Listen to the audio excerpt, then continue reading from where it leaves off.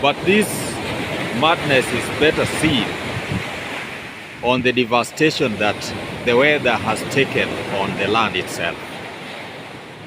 Look at this. This shamba belongs to my neighbor who is here with me, Maurice Magaro. Maurice Magaro is a farmer, and he totally depends on this farm for his income, for his livelihood. A storm just came here the other day. They call it a koi. That is a kind of a thunderstorm. You can call it a tornado if you like. And just completely raced down this shamba.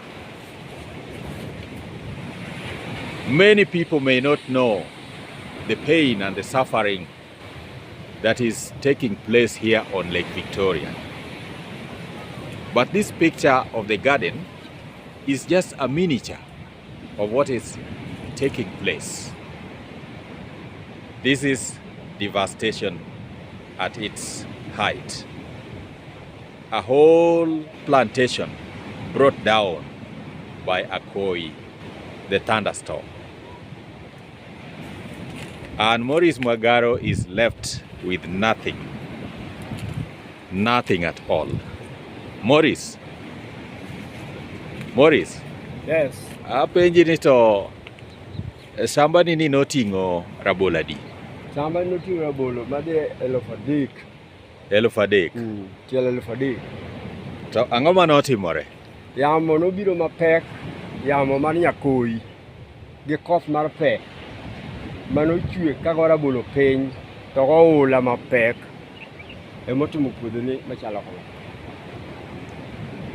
Hey, koth gi yamo. Koth gi yamo maduong' Manyalo tieko puodho dichiel. matiyo tiyo puodho dichiel gi kodh pe. Nokawo seche adi mondo mi otiek puodhoni? Ne obiro mapek to nokawo mana dakika, nokawo kata saa mang'eny, di nokawo saa mang'eny to onge gima nodong' ka. Nokawo mana gimoro dakika 40. Koro odong' mana koth, yamo koro orumo. Koro odong' mana koth machwe mos. Aha.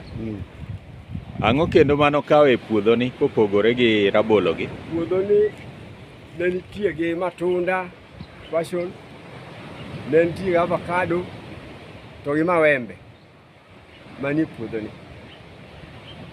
Nitiere mukuyu. Ma olemo moro matimo gwonyo cha. Nitie ka, nitie tielo 3 ka. Yamo mukogi. Aneno ka kata chiel be sani onge go. Chiel odhi te goula. Odhi e nam. Odhi e nam. Bathe kon chiel be nitie nyanya. Be pe nogoyo goula modhi go te. Hey.